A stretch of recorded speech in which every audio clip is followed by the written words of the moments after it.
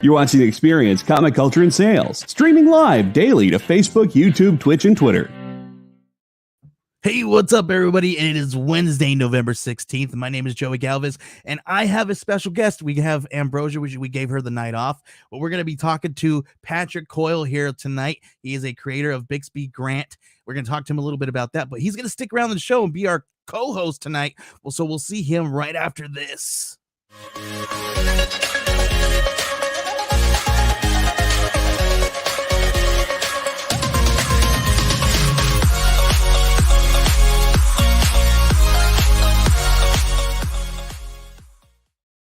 All right, welcome to the show. Welcome, Patrick. How's it going, man?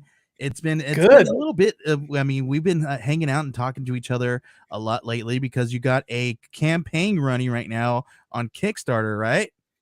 That's right. It's actually in its last, let's see, what time is it? We got 12 more hours. Ooh, and it's doing pretty good. Yeah, so far so good. It's been I've never run a Kickstarter before, so with your help, of course, it's done really well over this last 30 days. And for those who don't know, it's called Bixby Grant Private Eye. It's about a mummy detective who lives in a city kind of overrun with monsters and creatures and ghouls and stuff. And yeah, that's basically the high concept. Yeah, and it's so cool. I've had the privilege to be in the backstage, kind of watching this thing go, and man, it's been so fun to watch you guys. With from the conception to the the everything in between. I wasn't there when you guys were doing the writing process and all that stuff, but seeing you bring all this stuff forward and sharing all these things with me, it's been really cool, really fun ride. I'm very excited for you and this new adventure, because this is your first comic book, 30 years in the making, and you got an excellent, stellar team. So very, very cool. But that's not why you're here. That's not the only reason here, right? You're here to hang out with me and talk to me about some really cool stuff. So what we do, Patrick, you haven't been a part of the show, but you've watched a few times before. What we do right here in this first segment is we talk a little bit about what we've been watching. Have you been watching anything lately? Anything good on the television? I have been watching Andor. Okay. And, yeah. I know one dropped today. So as of this recording, I have not watched episode 11, but I've seen up through 10. See, I watched like the second episode, I believe, but then I kind of fell off and started watching something else because the something else took my priorities away from Andor. Please don't cancel me for that, please, because it's been peripheral that I've been watching. But before we get into talking about all this stuff, we have a little bumper that we like to play here so that we know what we are going to be talking about. So let's go ahead and move on to our first segment called "What's on Our Watch List." All right.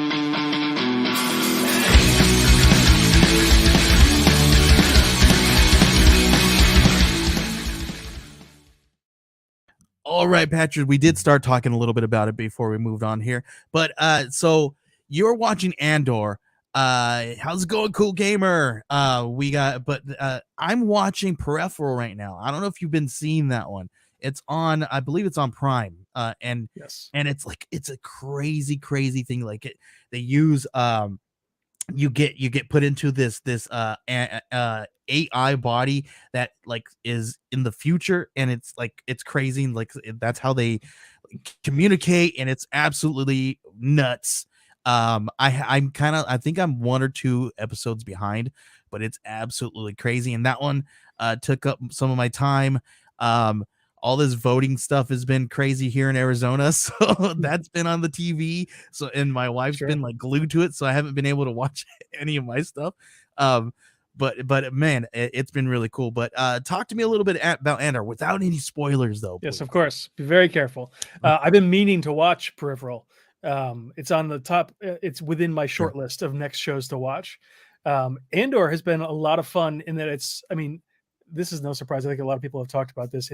It's kind of Star Wars without the Star Wars, I think is the way that New York Times described it, which I think is pretty dead on. So it's Tony Gilroy, who made Nightcrawler, that movie, not affiliated with the X-Men, but starring Jake Gyllenhaal. And he also made Michael Clayton and just a bunch. He's a great filmmaker. And it's a very serious, kind of spy and now prison drama. set just so happens to be set in the Star Wars universe. Like it could be anywhere else, honestly. But you get little tidbits, and I'm not going to spoil anything. Well, one of the main characters everybody knows is Mon Mothma. And then there's some other characters, new characters that we see within the Empire. And it's a lot of fun. Kind of my favorite part of Star Wars has always been street level. Like, like I love Jedi's great. I love Ahsoka. I love Rebels. I love a bunch of other Jedi related stuff, but I always loved Han Solo, Chewbacca, pirates, Jabba the Hutt, street level stuff. And so you get a lot of that here with people down in the lower levels of Coruscant, with kind of rendezvousing and passing secrets, and the Empire trying to squash them. And it's kind of a fun, different take. I love that stuff too, man. That kind of that anti-hero kind of street level kind of stuff. Yeah, I mean, Bixby Grant is that, right? I got to see a little bit of that, and it definitely feels a lot like that. And you guys, I've been talking about Bixby Grant for the past month, and you guys are probably like tired of hearing me say it, but seriously, it's so cool. About a mummy detective, chasing after werewolves, and it's freaking cool. It's gonna be, and it's like a pulp noir. You guys are gonna be into it. Trust me, you're gonna be into it. But yeah, man, I'm there we go. Thank you for putting up the link there. Sweet. So yeah, check it out if you guys are into Kickstarter and all that good stuff. It's already been funded, so anybody who jumps on now, you're gonna get the book. So, and it's what over 180 pages, right? No, sorry, it's 80 pages. 80 pages. I'm sorry. Yes. I'm thinking of, I got too many projects. I know you're involved in a few different ones. It's hard to keep track of all of them. Yeah. It's 80 pages of original material, never appeared in a webcomic anywhere else.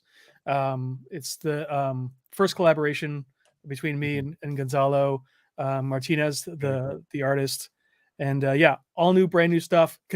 Self-contained story, so you don't have to worry about waiting for the next issue. You get a beginning, middle, and an end, and actually a short backup story too.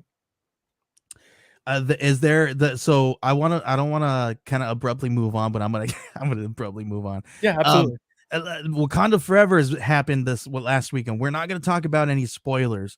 But did you see it? I did. I went with my daughter this weekend and saw it with a crowded theater, and it was a lot of fun. That's very cool. That's very good. Did everybody get up and chant and get loud and crazy like some other movies did? They did.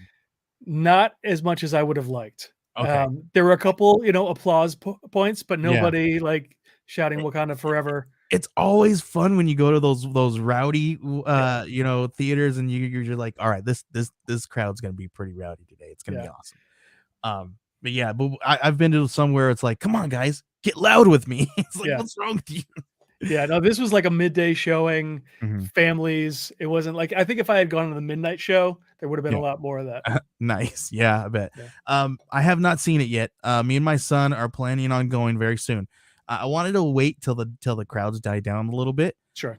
So I think we're probably gonna go. I don't know. We might hit it up tomorrow. We'll see how it goes. Cool. Well, he's at his grandmother's, but we're probably gonna see what we're gonna do this week or this weekend.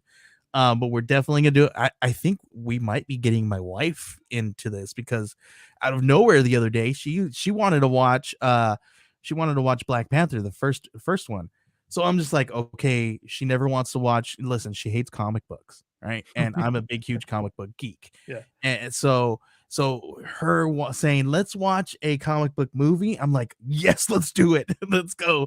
And it was Black Panther. She's like, well, we got to get ready. And I was like, get ready for what? What does that mean? So does that mean that we're all going to go watch Wakanda Forever? So I'm just kind of anticipating for that one. That'd be awesome. Very, very cool. There's something about the Black Panther movie, the first one, and definitely the second one, that kind of transcends, I think, regular superhero movies for a lot of people who, like your wife, wouldn't go see a Marvel movie. But there's something a little more cultural to this one, and something a little more worldly about it. It feels so different in tone and in story, and in performances than some of the others. Yeah, I'm very excited because we got Tenoch Huerta. So that I'm very excited to kind of see his performance. Everybody's been talking about that. Very, very cool. we do have a little bit of news here talking about Wakanda Forever here in the Marvel news here. Where later on we're going to talk about. But yes, we got our producer that said Wakanda Forever is a major, big budget blockbuster movie with an almost 90% female cast. It's a rarity. Very cool. Yes. Very, very cool. I love that. I also heard that we may have, let's see. We might be having some internet difficulties, guys. Sorry. If there's anything that drops out, it's our internet. Please bear with us. But I heard that Angela Bassett, people are saying that she might be getting an Oscar for this one if they were ever to give out Oscars for a comic book movie, like, because they don't like to do that, right? Right. It would be. I would be very surprised if they did that, but she was fantastic in this. They gave her a lot more to do. I mean, she was good in the first one too, and she's good in everything. She's Angela Bassett, but she was phenomenal in this. But this is a grieving mama, though, man. Yeah. Oh man. Yeah. So I'm all about that. I'd be down for that. People are saying that this is they've done a whole lot for that. So all right. So let's see. Let's go ahead and move on to our geek news. We're going to be talking a little bit about that here in a second.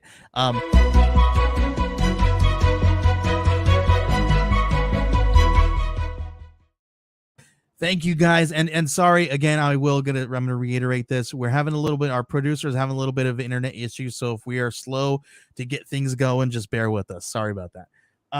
So first up, I did want to say, and maybe I'm bringing the house down here a little bit, but I did want to say something a little bit about, we did lose Kevin Conroy last time that we saw each other. So we wanted to show some of the stuff. Bill Sienkiewicz, gave a cool little tribute here, and he drew something very, very cool here. I thought this was really cool when I got to see this. Did you get to see this yet? I did. I saw it in actually in prep for the show.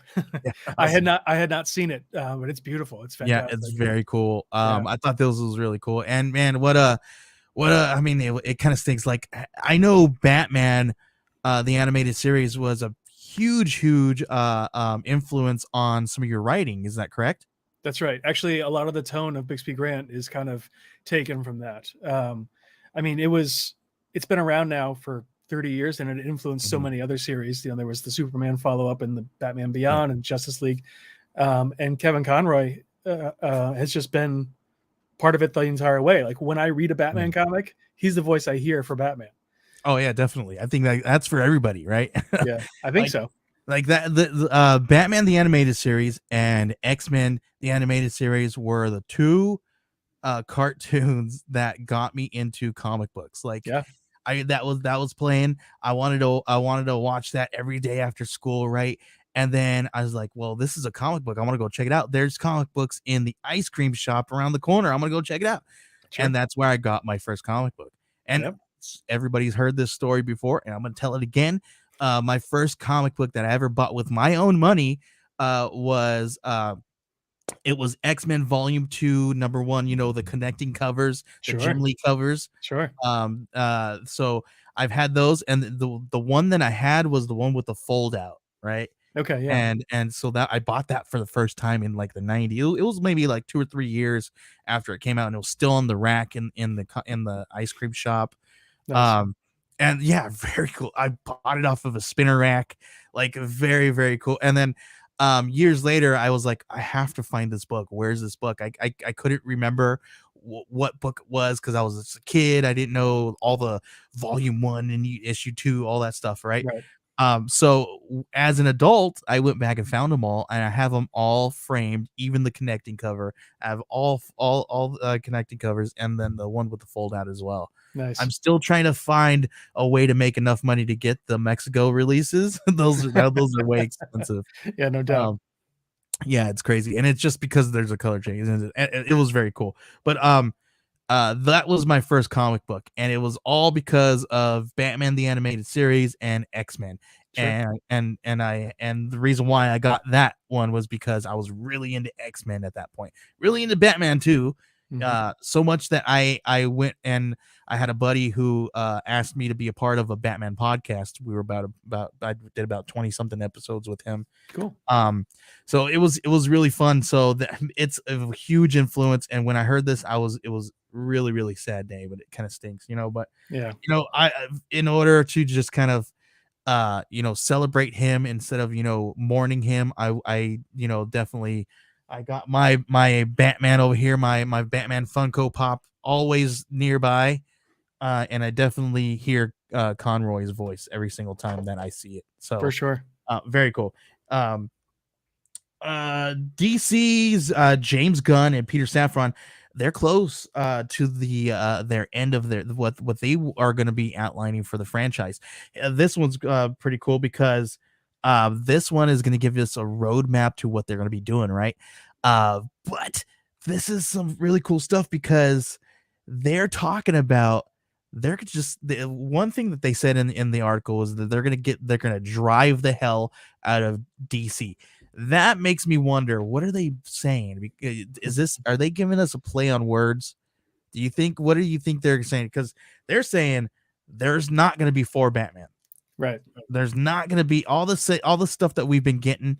We're not going to be where they're going to just basically, get rid of the multiversal kind of thing. And they're going to start something different. We're going to see some things that the last people that were in charge of the franchise weren't even thinking about. I mean, come on, we saw James Gunn bring freaking Polka Dot Man to life. Like, right.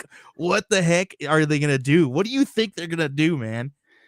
I don't know, man. I'm really curious to find out. The interesting part is I hope they find a creative and fun way to get rid of the parts that they don't like, and an equally creative way to keep. Like it's basically Crisis on Infinite Earths back in the 80s, right? It's like let's sweep away everything we don't like and just pluck the stuff that we do, and now it's all one, universe. And then they did it again with what was it? They did the future one, whatever, and then they did Reborn, Rebirth, or whatever. Yep. Then they did another one recently. It's like they continue to reset everything every like 10 years. Right. No, and you can't as easily reset the films because they're multi-billion-dollar franchises, right? So they don't the ones that did well, like Aquaman and some of the Justice League, like, are they going to pay attention to any of the Snyderverse, or are they going to reboot? Like, are they going to cast a new Batman, or what happens to the Matt Reeves stuff? Like, so I don't know. I'm wondering if the Matt Reeves Batman is going to be the Batman now. Yeah. That's the direction I would go. Yes. If they're going to reel back all this stuff, but what does that mean for the Flash? Because in the Flash, we also got I still haven't even seen Black Adam, but I know that there's some cameos in there for some of these people that they might be thinking about getting rid of because there's some key people that they're using in these movies now that are just dropping. So how are they going to do that? If they're saying that they're almost done with this outline of their franchise. Yeah. If that's what it is, if I'm going to read between their lines here a little bit, I'm thinking they're doing something completely different. They're not even going to think about those as part of the universe right now. And they're just going to start completely clean. I don't know if they might not even cast a new Batman. They're probably going to get rid of that idea and do something within the Batman universe, but not a Batman. I don't think that's where they're going to go. They're going to say there's too many Batmans, there's too many Jokers, there's too much Harley Quinn at this point. Yep. I think they're going to go a completely different direction. I'd love to see a Nightwing standalone. Sure. Right? How cool would that be? That'd be pretty sweet. Maybe a Red Hood. Sure. Like, I don't know. What would you like to see? Plastic Man. Yes. I mean, it'd be really hard to pull off Plastic Man in live action, even with the best CG. Man. Who is your Plastic Man? Ryan Reynolds. Everybody's He'd be pretty good. Good. I'm hard pressed to think of somebody who would be better. But I mean, I'd rather get somebody new. He's already Deadpool, Right. Yeah. And then he's been dropping all kinds of hints for Deadpool in the last few weeks. So pretty cool. So here, we're on the topic of Joker and Harley Quinn here a little bit. I saw some pictures here of a fan, what Harley Quinn could look like. It's just, I mean, it's cool, but here's the thing. I've always wondered what they're gonna do with this. Look how that could look Huh. pretty cool. I think it's just a kind of artist kind of thing. Um, but here's the thing. What do you think they're gonna do? There's rumors that this is gonna be a musical. It's gonna be set in an insane asylum. Like, what are we gonna see? Are we gonna see Harley Quinn or Dr. Quinzel? Like, Yeah. what do you think we're gonna see here with this Joker 2? I don't know. I mean, I had no idea what to expect in the last one. Mm-hmm. So it's, and again, it's not the DCU, or Right. right. It's yeah. So It's they kind of have carte blanche, so they could. yeah. I If I were them and I was given the keys to the toy chest, I would want to redo my own version of Harley Quinn if I've Yeah. already invented my own Joker. That's exactly what I would do too. Yeah. Reinvent her. And I would love. Listen, I would love to see a whole. I would like to see the whole dynamic between Dr. Quinzel and Joker, and the down, like, because I've always wondered, how does one doctor who's supposed to be this person who is helping these people with these mental illness get pulled down along with them? Yeah. Right. And I've Yeah. always wanted to discover how that worked. That's what I want to see. Okay. I want to see that. I want to see how she falls into that I don't know, what is it, honey trap? Does it work that way? Kind of. I mean, you could argue that it's what do you call it? When you get kidnapped, the Oh yeah, yes, I know what you you're know talking what I'm about. talking about. I Yeah, can't. But when you start to love your captors, right? So like Patty Hearst type yeah, stuff. exactly, Yeah. exactly. But Yeah. yeah, they've explored that a little bit, like in Mad Love and in some of the Mhm. other comics. People have explored it, but we haven't Yeah. gotten a lot of it in live action. I would love to see something like that. Yeah, I think that would be a very, and like, especially with the tone that they've already set up, I think it would be perfect set for that kind of, for this, at least for this film. yeah. It feels like it's a fit. Talking a little bit about that, is there any other kind of, if we're gonna see Joker and Harley, do you want to see any more villains or any other Batman, rogues gallery in this movie? Stockholm syndrome. Thank you, BT. Thank you very Thank much. you, Chris. I knew it was a I knew it. Scandinavian country. Yeah. But I couldn't pull it. It was on the tip of my tongue. It was right there. I'd rather see them just tell a good story with less characters. Like, a lot of the sequels always fall Mhm. into this trap, which is Yeah. they want to get as much IP out as possible, as Yeah. quickly as possible. So they jam in a bunch of other characters, and it doesn't always work. Like, it worked okay in The Dark Knight, and it worked okay in a couple other movies. But if you're going to tell the story of Harley and the Joker, just tell that story. I don't think we need anybody. You could hint, you could have a little cameo, but don't make it part of the main story. You know? Yeah. Yeah, I see. I don't know. I would like. I mean, if we're in an insane asylum and the Joker is sent in there, so it has to almost feel like there's gotta be at least some other people that from the Rogues Gallery in there, right? Sure. So Yeah. we got to see at least something. Yeah. So people have taken to the internet and said, "Here we go. Here's the artist rendition of Poison Ivy, and here's somebody that they think that should play that role." They see Megan Fox transformed into Poison Ivy here. I don't know if I'm into Megan Fox being a Poison Ivy in this world. I don't know if it fits within the Batman.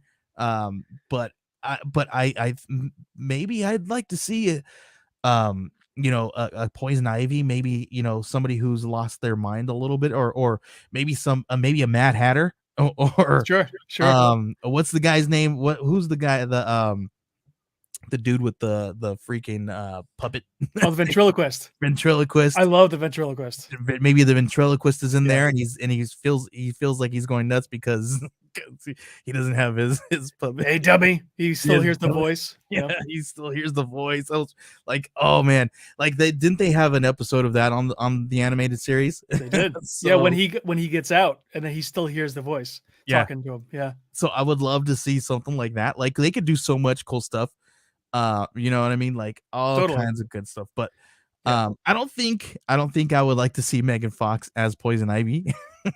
No. But I would totally like to see you know, some of the crazier you know, kind of you know, people who would actually fit within the insane asylum. Sure. I think it would work very well with that. As long as it's cameos, just don't make them part of the major storyline. I think that'd be great. I think if like I want to see a movie like what was that movie called? See, here's another thing that's on the tip of my tongue, but I can't remember the movie. But Jack Nicholson in what is it? It's that famous movie that he's in when he's super young, is in the insane asylum. Oh, come on, somebody. One Flew Over the Cuckoo's One Nest. Flew Over the Cuckoo's Nest. Yeah. I want a Joker. One Flew Over the Cuckoo's Nest. Okay. That's right. what I want. That's what I want to see. And I want to see. I want all the if they're gonna have any kind of rogues gallery, that's what I want. I want One Flew Over the Cuckoo's Nest. You know who was in that though? Danny DeVito. Yeah. So he could be the Penguin again. There you go. Yeah. Right? So that's what I want. Joker 2 / One Flew Over the Cuckoo's Nest. Let's go ahead and move on to Marvel news. Let's talk a little bit about Wakanda Forever. We got Wakanda Forever has hit 200 million in the box office. I'm sure it's hit more now since the last time that I've read this article. But dude, that's freaking crazy. And the second weekend is forecast to be even more nuts. Do you think that this is, I mean, do you think, here we go, we were just, you know, a few months ago, there was talks that some of these theaters were going to be dead, and now look what's going on. Now, do you feel like we're in full-fledged back to the theaters? For Marvel and genre stuff, absolutely. Yeah. Like this is going to break $1 billion easily. Oh yeah. We've got the holiday weekend coming up, which they were. I know it's no accident they put it out 2 weeks before. Right. Before Thanksgiving, so that they could hit every single week box office goals. And people are going to go back. People who really enjoyed it will take their friends and their family. They want to get out of the house during Thanksgiving. Yep. And it's brilliant. Yeah, it is brilliant. Yeah, I mean, not to mention it's a good movie. So it's not just that people want to get out of the house. Yeah. I'm actually gonna probably go hit it this week. And maybe depending on, like, listen, here's the thing, right? Like, we're gonna have family over too, and it's a lot more fun doing these things with family, man, or a group. So totally. We might take my brother and a couple of his kids. So nice, and that's how it might be. I'll go. Here we go. I got another one here about Wakanda Forever. I did not get to read this article too far, because if you go too far, there's a lot of spoilers. So I only read a little bit of it, right? Okay. But they're talking about how Wakanda Forever could pave the way for the X-Men for them to bring in the X-Men to the MCU. Obviously, that's because of Namor, right? And maybe JD, you don't want to pull that up because there's some spoilers on that article there. Alan Dunford in the house. What's going on, man? This is another creator that I work with right now. I don't want to say anything. Never mind. I'm not going to say that. But Alan Dunford and Patrick are two amazing creators, cut from the same cloth, is all I'm going to say. Definitely. If you guys are not following these two people, you guys are definitely going to need to be following them after today, because they are going to be doing great things in the future. I can guarantee that. Shucks. Seriously.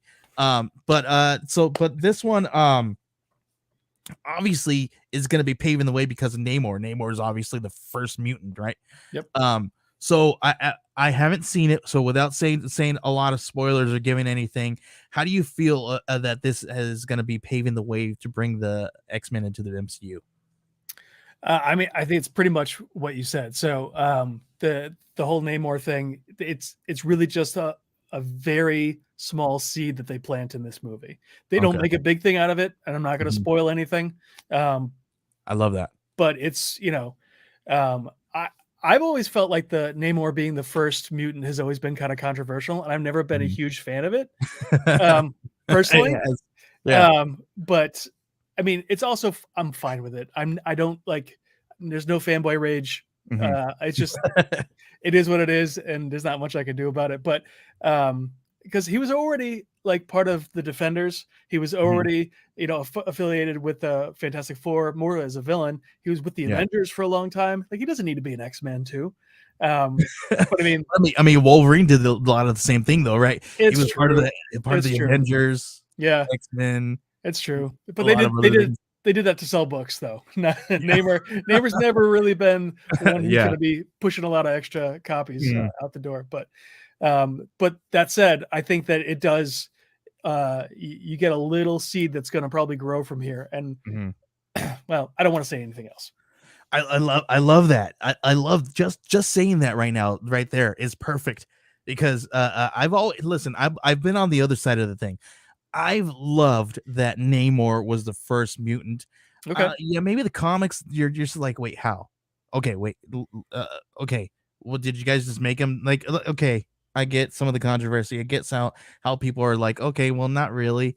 But I loved the idea that he was I love that he was the first mutant, because now we're going to be seeing him in here, especially on the silver screen, because now we're really we have a mutant in the MCU now. Yeah. Now we have to have more. And that's one of the reasons why I was very excited for Wakanda Forever. I was even more excited because now they're going to be bringing into the MCU a little bit of my culture here. You know what I mean? Because it's super, super cool. A lot of people are kind of get a little upset. There's like, this is not the Namor and all this stuff. That's just Mayan and all this other stuff. Listen, whatever. If you guys look back into some of this stuff about the lost city of Atlantis or whatever, there's a lot of stuff that talks a little bit about that. That's very similar to a lot of the Mexican culture and the pyramids and stuff out over there in Mexico and stuff. So, I think they did a really good job, just without seeing the full movie. I think it was awesome, actually. I never had a problem with them changing him. At first, I was like, huh, that's interesting. But it makes total sense. Like, let's make it so that the MCU is more inclusive of more cultures. Like, we've already gotten a little bit from here and there. Let's broaden it out so that it's getting some Mexican and Aztec culture in there. It's fantastic.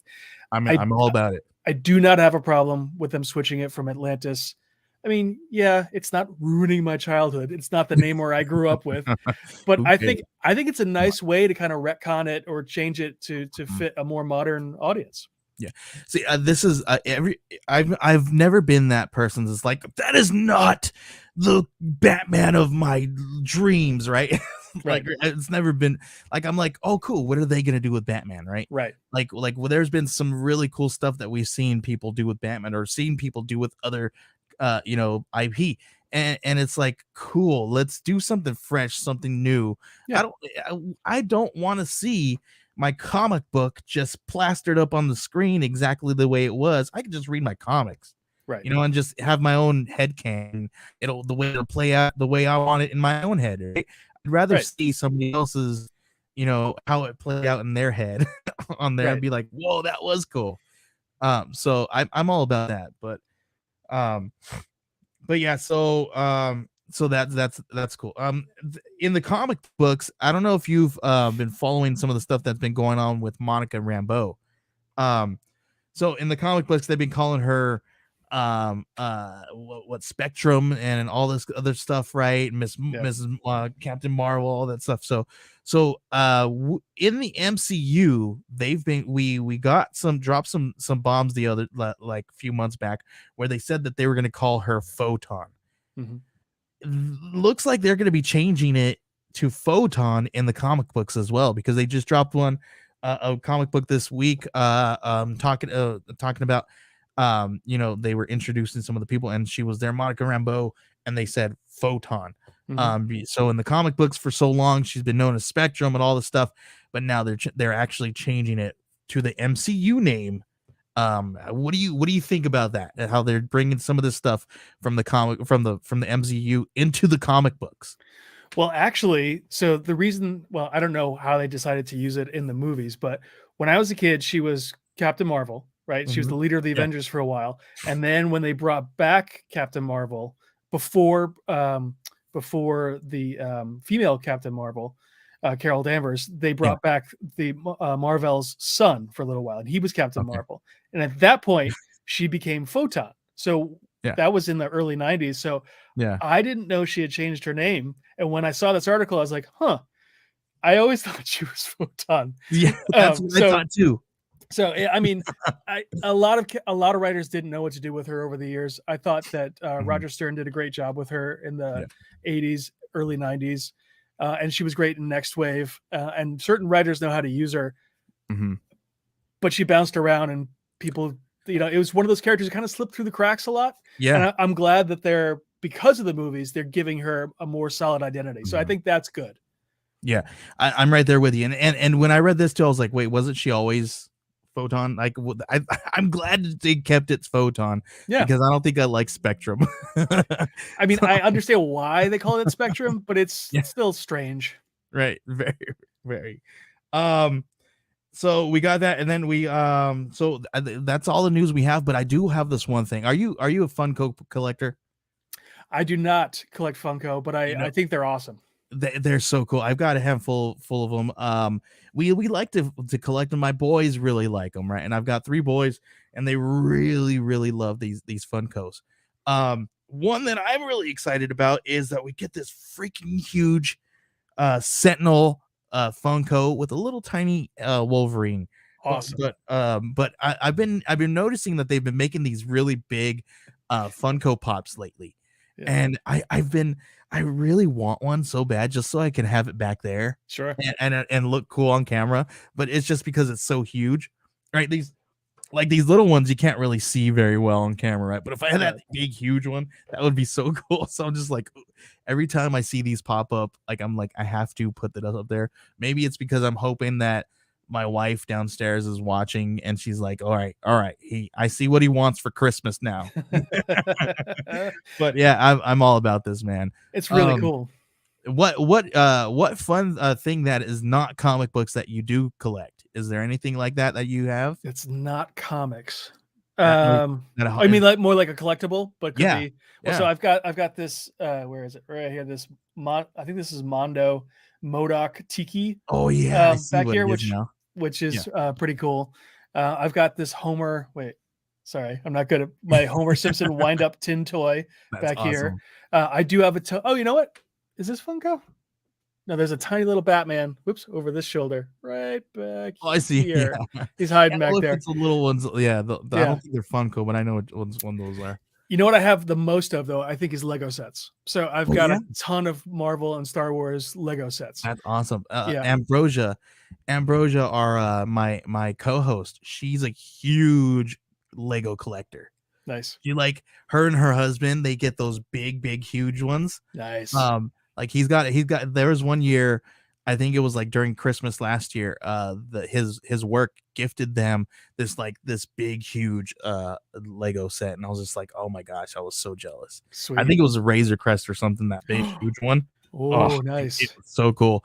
I'm so jealous because I'm just like, I look at the price tags of those things, and I'm like, if I had that and I like set out to like build that with my sons, like I would never be able to find any of the pieces because they would be scattered everywhere. So they'd be like, all right, Dad, let's just build something different. Oh man, that'd be so disappointing. You put the whole thing together and you're just missing that one piece. You don't know piece, where it went. It's like, oh my gosh. And my kids swallowed it. There's a lot of we were going to talk a little bit about Star Wars news, but there's a lot I want to talk about, but it's spoilery because Andor just dropped, right? And was it the last episode or second to last episode, something like that? I'm honestly not sure. And because there's a lot of news dropping that there's a second season coming, so so that's big news. So I didn't want to talk about any of that stuff. I said no news on that part because a lot of the stuff is spoilery, so we'll wait a little bit and we'll talk about that stuff too. Not a lot of Star Trek news either. I usually talk about Star Trek because I'm the Trekkie here of the group. Okay. Ambrosia's the Star Trek. I'm the Trekkie. Yep. Not a lot of Trek news. There's a lot of cool stuff happening with the series, but not too much. So what we're gonna do here now is we're gonna spend the last 15-20 minutes talking a little bit about what's in our pull list. All right.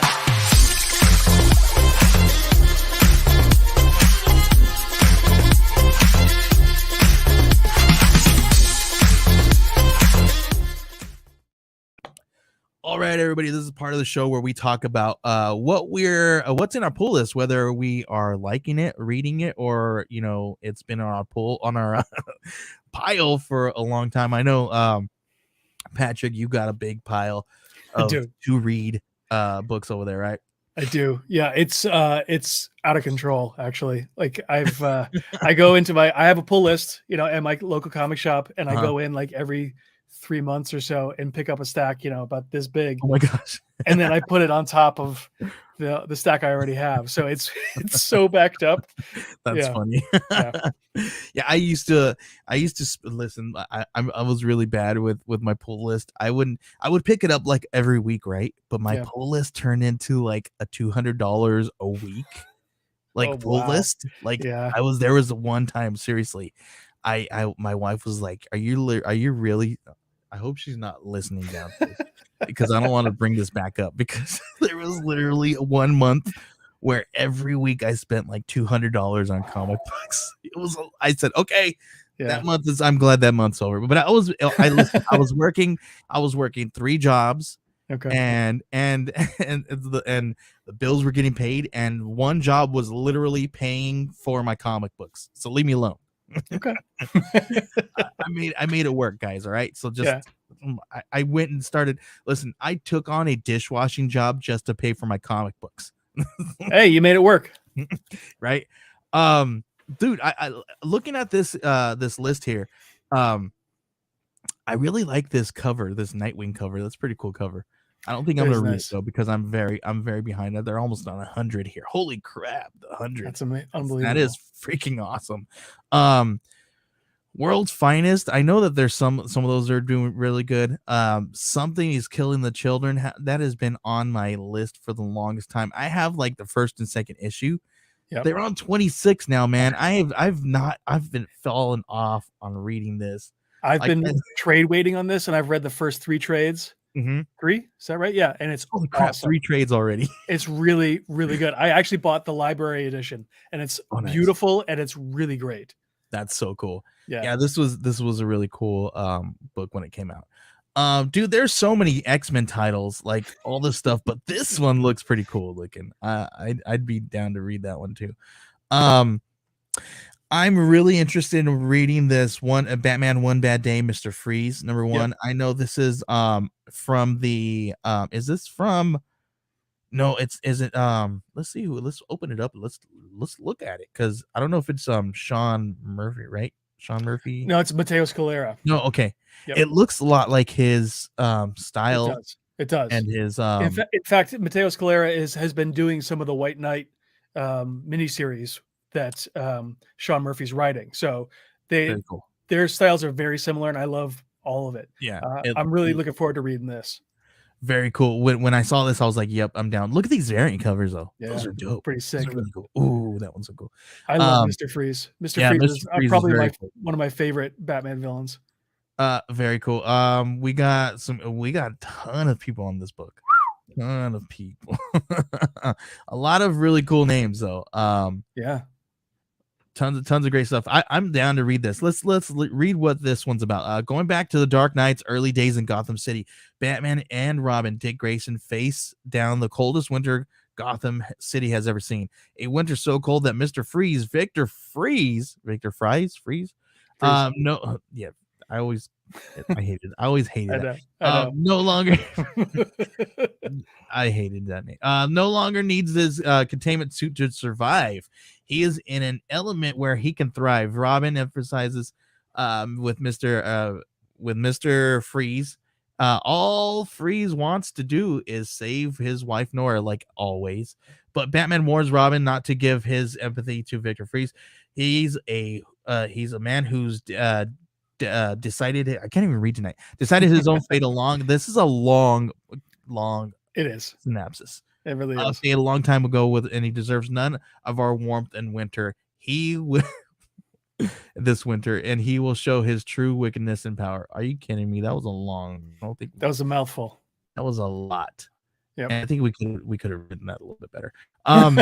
Very cool. Listen, I always really hate when they write these synapses because I'm just like, come on, that's far too much information. Yep. And you could have written a better log long. Very cool. I'm excited to read this though. I'm down, dude. Totally down with this for sure. Yeah, very cool. That one's going on the list. Catwoman versus Punchline. Listen, I loved the idea of them bringing Punchline in, but I don't know. Do you think they're using her too much now? Yep. And and Catwoman and Joker. Like I'm a little. I don't know if you're reading Chip Zdarsky's Batman series, but I'm glad that he's brought in something new for at least for the first arc. And then we'll see. I have not been reading any DC or Marvel lately. I've been pulling it and I've been adding them to my Comixology list. Yeah. But I haven't been reading anything. It's really good. It's a lot of fun. I'm always down with the Gunslinger Spawn. Like, sure. I just love the character design. Even if the book is bad, I'm down with the characters. Like, it's just, come on. It's silly. Yeah. It's a Gunslinger Spawn, whatever. It's pretty cool. Yeah, right. They're on 14 already. That's pretty cool. Gambit number 5 looks good. I might read that one. Dark Crisis, Young Justice. That's interesting. Seems like they're going to be doing an event there. We got Batman. Ooh, what is this? So they're in another event. Here we go. Yeah. Here's another event. I don't know. Dark Crisis. Looks like they're always doing these events, and it's like you always have to do these tie-ins, right? Yep. They all tie in. You have to buy them all. You have to buy like 6 or 7 different ones, and then you fall behind. Like that's why. Listen, that's why I was spending $200 a month because I was literally I bought in and it was doing during the Rebirth thing, right? Because I was like, okay, cool. I'm gonna check out this Rebirth. I'm gonna buy every single issue for Rebirth. And when I went to go pick up my pull, they bring out a stack, and I'm just like, what's this? They're like, this is all the Rebirth, right? And I'm like, all of Batman Rebirth. They're like, no, all of Rebirth. I'm just looking at this tie-in, and I'm just like, are you kidding me? You're like, yeah, you need that to read your Batman. You need to read all these tie-ins. Yeah. I'm just like, oh my gosh. Yeah, I did the same thing with New 52, and it was just it was too much. Yeah. And I from that day on, I was like, never again. I'm not doing an entire event. It's rough. Hey, kudos to you people out there who can do the events. I listen. I don't know how you guys do it. Look, they're still doing the DC vampire stuff. Like that's, and the Deceased was another event that they did recently, and it's still going. Dr. Aphra, that one's been really good lately. Ambrosia's been reading this one. We got Marvel Gold Goblin. I'm interested in that one. Have you heard about this one? I've heard of it. I don't know the story behind it though. So let's read it. It's not even easy being gold. Norman Osborn's sins may have been cleansed, but his memories weren't, and he's done plenty of horrific things to remember. Norman's worked hard to avoid all things goblin and to stay on the straight and narrow. Consequences in Amazing Spider-Man pushed him to try superheroing, and he liked it. But when the media dubbed him the Gold Goblin, he has to start wondering, can he ever get away from the goblin inside? So okay. This is Norman Osborn, the Goblin, as a superhero. Interesting. Okay, we got Cantwell's doing this. Let's see. We got Christopher Cantwell. Okay, he doesn't steer you wrong, so I'd be down to read this. Yeah, Cantwell's good. Lan Medina's a good artist too. We got some Ed McGuinness covers. Yep. Bengal, Marco Cicchetto. Okay. Yeah. We got some good. We got Alan Qua. Okay, we got some good people on these covers. Yeah. and some good stuff. Okay, who's the It's a lot of variants, man. So many oh my God. variants. There's so look at this. There are so many variants. Look at that. Look at that. And then you got these double variants, these other ones. There's Those are like nice. I like the that. virgin one. Yeah. Pretty cool. Yeah. Very cool. I just don't know if this is do you think this is gonna be around long enough for it to be anything? I have an idea. It's probably a planned miniseries, but they don't call them miniseries anymore. Mhm. You know, they probably have a 5 or 6 issue arc planned and Yeah. then call I it think quits. I think what yeah, right. I think what they do, I think they have here's my theory. I think they have a plan for like 4 issues, and then if it bombs, they can kill it Right. or go 2 more issues. Right. Yeah. Right? Yeah. Probably. That's what I think. Yeah. Or 3, and then if it bombs, go 3 more issues. Sure. Whatever. But I think that 4, that 3, that 4 kind of rounds out a good story arc. Yeah, it could. But they need 5 for a trade. Yeah, right. So there you go. They could do the 5 or 6 issue mini, and then if it does good, they just keep it going and call it an ongoing. Yeah. Han Solo, I kind of fell off of reading that one. I did too. Who's doing it now? I haven't looked at it in a while. Let's look at it. Let's see.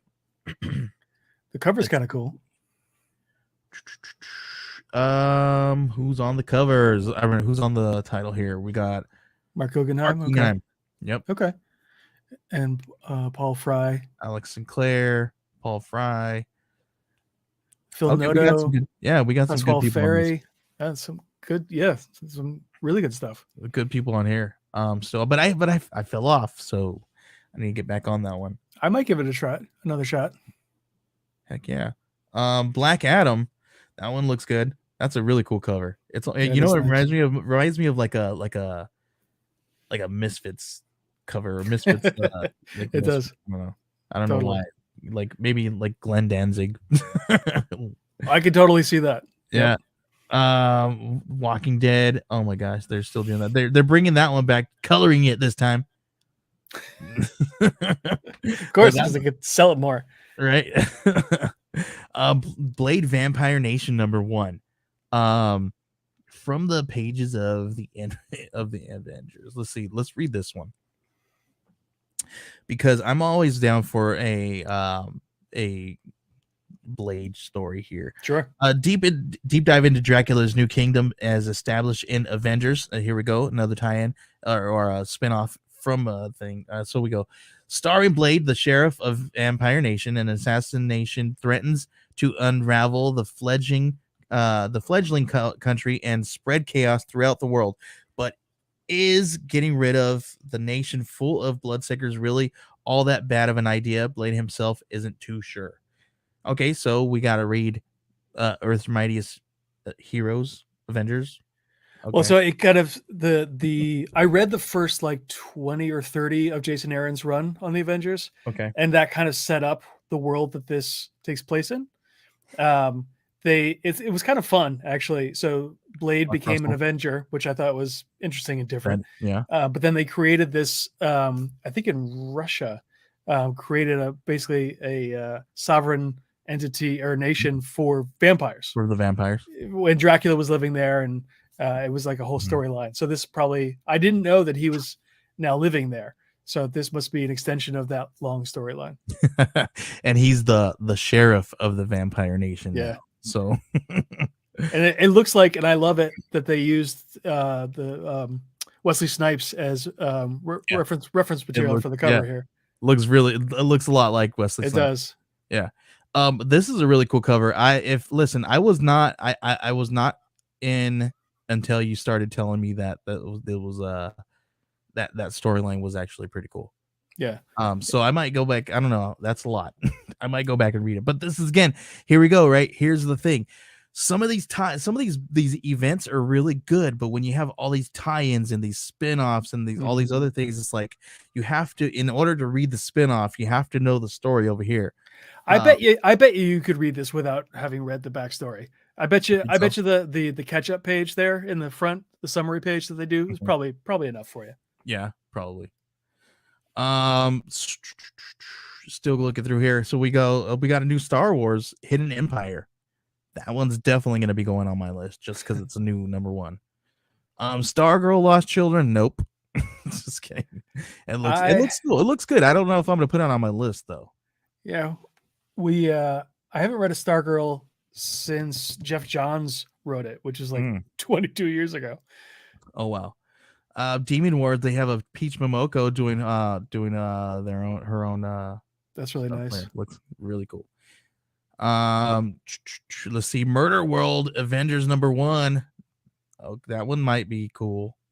And here we go. Here's the Namor the Submariner. I think this is where is this the one that I was thinking where they talk about Monica Rambeau? I'm not sure. Okay. But yeah, we got or no, it's this one. Wakanda. It's one of those. Yeah, it's Wakanda with M'Baku comes in, and this is where they talk about Monica Rambeau. Okay. I Hate Fairyland #1. Did you read the first series? I have not, but I was gonna say, isn't this an older one? This is I guess a sequel of sorts to the Scotty Young one that from a few years back. Okay. Pretty cool. I might grab that one and check it out. I did not read the last one though.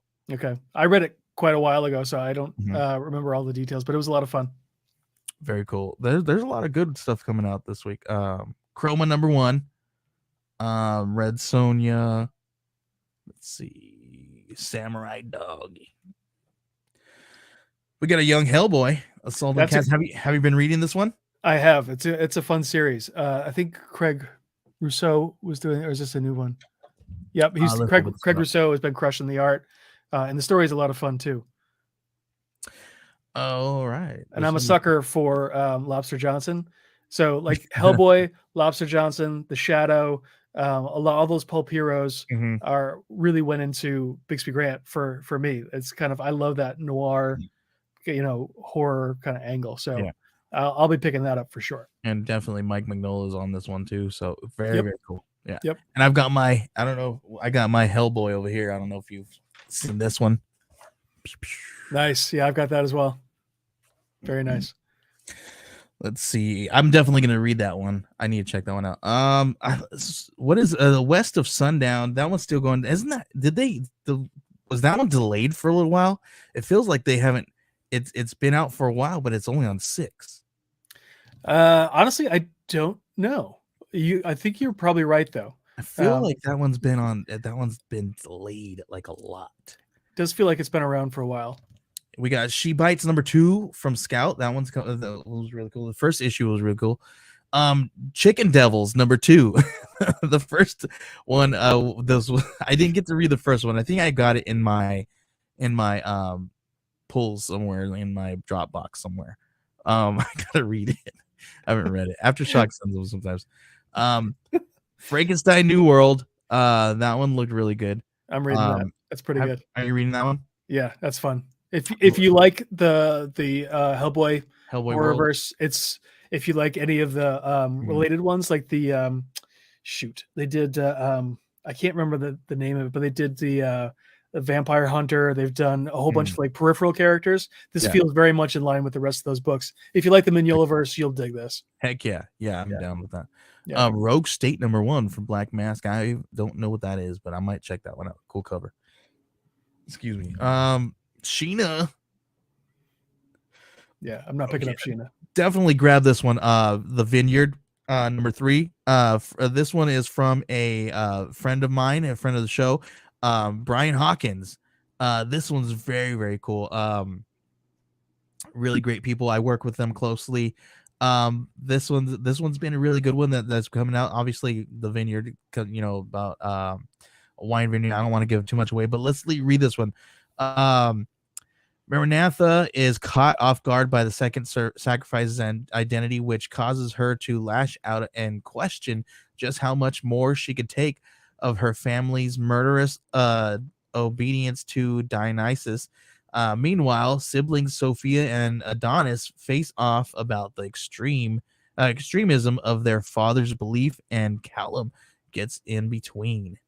Very cool. This one, I don't know if you know about the whole Dionysus stuff going on there, but it's very, very cool take on this stuff of the vineyard. Cool. Really real cool book. I've been into this series really good. Nice. Very well. And then I would these guys they also did the Black Cotton. They got something coming up very soon. We got about 5 minutes here. We should probably be cloning our we're going over on our time here. But yeah, let me go ahead and see what we got here. We're over on our time, but it's all good. But yeah, I think that's about all I'd be picking up here. Obviously I'm gonna be grabbing the Triskele here from some friends of mine. Another one here from some friends that I might be grabbing. Illusion Witch, another one from some friends of the show. Definitely gonna grab that one. This one is lettered actually by my buddy who did my logo for Wednesday Warriors, actually. Nice. So very cool. So make sure to grab that one. The letterer is my buddy. Go get his book. Sweet. Very cool. That's it for the books this week. Before we head out and close up shop, I do want to do our last thing here. Every single episode, I don't know if you know what we do at the end of the show. We talk a little bit about mental health. We do a mental health check-in. You don't have to do this, because what we do is we check in with one another, how we're doing. You can not participate, but I am going to go ahead and give everybody this information about some stuff, some resources that they can use here. Sure. The suicide crisis lifeline is now a 3-digit number. You can type in 988. It's a new, shorter phone number. It will make it easier for people to remember and access the mental health crisis services. It is confidential, it's free, and you can get emotional support. All you got to do is call or type or text 988, and you should be able to get somebody on the other line for 24 hours a day, 7 days a week. And it's very cool. And you can also head on over to 988lifeline.org. That's 988lifeline.org. If you guys, this is we're into this mental health awareness. We want to make sure that this is a normalized kind of thing. Ambrosia and I specifically have we've had mental illness problem things going on in our families' lives and all that good stuff. So it's very, very close to us. So we really want to advocate for that and make sure that we normalize it here on this show. Sure. So if you can definitely you don't have to participate, but what we usually do is we ask one another how we do it, how we're doing, and how we're doing mentally, and just kind of checking in with one another. So yeah, Patrick, how have you been doing, man? Thanks for asking. I've been doing okay. I mean, it doesn't hurt that my Kickstarter for my first project is doing so well right now, but depression and anxiety are something that occurs in my family quite a bit. So mental health is something that's very important to me, and I do pay attention to. And so right now, I mean, joking aside, I am doing quite well. Thank you for asking. It's everything is linked, so making sure that I'm eating all right and exercising and making some time for myself and hanging out with my kids and doing stuff that re-energizes me and also keeps my head in the right place is right now everything's clicking, so that's good. How about you? I'm doing all right, man. It's been a rough week for us a little bit, because my kids I think they've been kind of feeling the weather changes a little bit. Sure. Like my little one, my 2-year-old, I think he's been kind of like having a sinus thing, and he's been very, very whiny lately. Mm-hmm. I've been having some weird changes going on with my sinuses and stuff like that. So it almost feels like I've got a head cold, and I'm just like my throat, and I'm just like, I just feel drained, but it's not any sickness. It's just sinus and allergies, right? I take my sinus allergy meds, and then a couple hours later, all that gross feeling goes away. But I'm just like, it's rough, waking up and you're just like, I feel so drained and I feel sick. Yep. But I'm just glad it's not any kind of sickness or a cold or anything like that. It's just so something's like that's been going around in our house where we're in Arizona and we don't really normally get cold nights out here too often. Yeah. So so the change in weather has definitely affected us wimps out here Yeah. in the Southwest. Hey man, it snowed here last night. Oh wow. For real. Like for That's 3 hours, and now today it's gone, but like a week ago it was 72 degrees, and then last Oh, night it was wow. snowing, so who knows? So, yeah, see, we've been getting some good 65-degree weather. It's like 61 right now. It's perfect. 61 degrees. It's gorgeous outside. Love it. It's light breeze. It is. It's absolutely gorgeous. But the thing is, when it's this cold, we like to open up the house, right? And I hate to close it back down. Yeah. And when we close it back down, and like last night, I think I did the wrong thing, and I slept with my window open, and I woke up with some drainage, and was like, ugh. So, but yeah, right. And yeah, AXP says 61 degrees means heavy coats and fur boots in LA. Same thing here in Arizona. 61 degrees means you pull out your hoodies and your sweatpants. Sure. And your sweatsuits. And then you go. But the thing is, in Arizona, the weather's a little bipolar, because it'll be cold in the morning, super cold in the morning, right? Like maybe 30s, 40s in the morning. And then in the afternoon, it'll be like 70s. You're 65, 70. You're just like, oh man, why did I wear this morning? Right. Right. How do you dress? Layers, man. Layers. Yeah, so you can peel them off. Yep. But no, man, that's been what's going on around here. We've been doing pretty good. It's a little rough going because of all the the change in the weather, but we're doing all right, man. Good. We're doing all right. I'm getting a lot of fun people to talk and hang out with, watching these really cool campaigns succeed, and some that don't succeed, and we kind of learn from them and keep going and don't let it get you, so that's kind of what we've been going on over here, man. So it's been a lot of adjusting. Sure. Yeah. But thanks, man. Thanks for hanging out with me. Thanks for allowing me to check in with you and do this quick mental health check-in. Of course. I do want to make sure that you guys know that there are some resources out there. If you guys do a quick Google search for your local warm line, that is WARM, warm line, you guys can get some really cool stuff there. They usually have a lot more resources for you in your local area. They know what you guys need in your little neighborhood there, so make sure you guys are Googling that first. Yes, this 988 number is really good, but you guys if you want some resources that they know that they can help you out within your own community, do a quick Google search of your local warm line, and you'll be able to receive some of those cool services there. Make sure that you are calling a crisis team before you reach out to police, unless you are in a emergency or a life threatening emergency, because police are not equipped to deal with mental health calls. They tend to want to shoot first or hurt people first before they can actually find out what's going on. I'm sorry. I love those people out there who are police officers. If you're police officers, thank you for your service. But you know just as well that it's very difficult for you guys to handle mental health situations, because you guys are there to de-escalate, and mental health is not about de-escalating right away. You have to work towards it. So getting a crisis team on site is a little bit less likely to get anybody hurt. So make sure you guys are reaching out to a crisis line before you reach out to police, unless you are in a life-threatening situation. Always call the police if you're in a life-threatening situation. Thank you guys for hanging out with me right here on Wednesday Warriors. Sorry that we're going a little bit over. JD, I owe you some Christmas gifts for hanging out a little bit late past your time, man.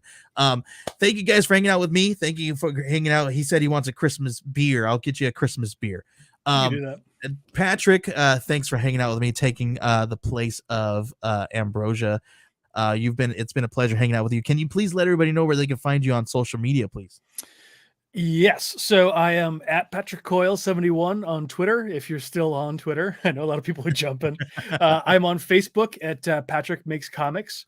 And I'm also on YouTube. If you search for Patrick Sucks at Drawing, I have a YouTube channel there where I talk about the creative process and what I do to deal with self-doubt and the creative process that way. Yeah.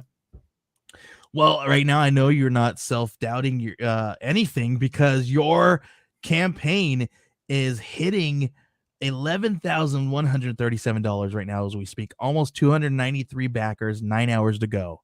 It's crazy. Like it's absolutely crazy. You and I both, when we were talking about this, you and I both were like, let's just do four grand. I think we're gonna hit 4,000. We could do 4,000. Right. Wow, you guys have definitely made it believe that this is something you want. I think, and listen, when you first brought this to me, I knew it was going to do something amazing. I knew that this is something that everybody was going to want, and it's absolutely gorgeous. I'm excited to read it myself. Awesome. And I'm excited for everybody else to read it. All these almost 300 people are going to be able to read this thing. I'm excited to see what this is. 30 years in the making, man. Very cool. Before we go, I want to hear from you really quick. Why a mummy detective, and why is he chasing werewolves? Okay, so he's a mummy detective because he was a cop in the 1930s.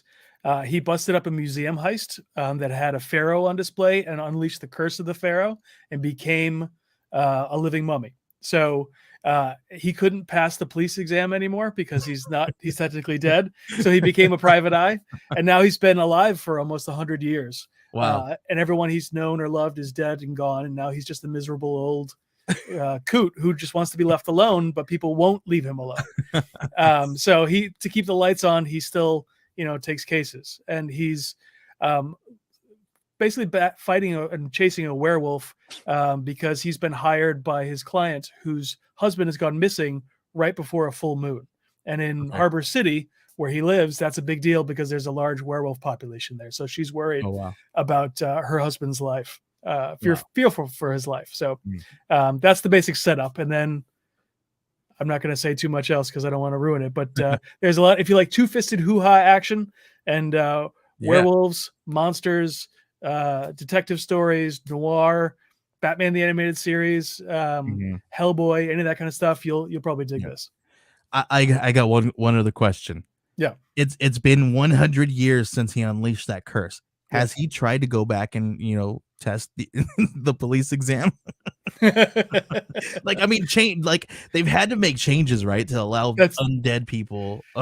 Yeah. So Bix is the type of guy who also, after a certain amount of time, once he didn't have to follow their rules anymore, was like, I don't really want to go back. There are going to be some stories where we go back and see what he did during the 40s, 50s, during the war, during fighting gangsters, and a bunch of other stuff where he worked with the police, but is still kind of his own kind of pulpy detective hero. Yeah. So cool.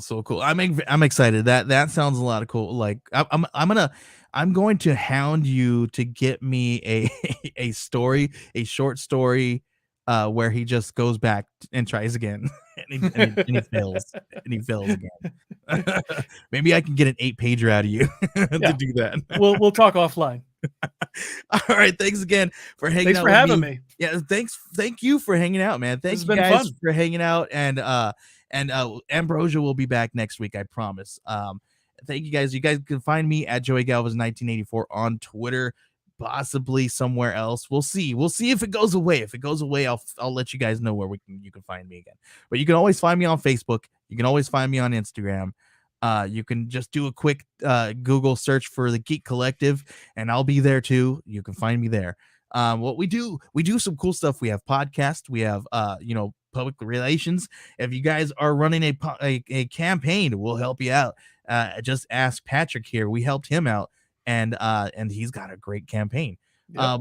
Make sure you guys are following the EXP because you guys find some really cool stuff right here on the EXP. Thank you guys, JD, our producer. Thank you guys. Thank him. He's the man behind the camera, and he does an amazing job. Thank you so much. Every single week, you do amazing. Thank you for hanging out. 14 minutes past your time. It's past his bedtime, guys. We'll see you guys next time. Thank you, guys. Bye. Bye. Peace.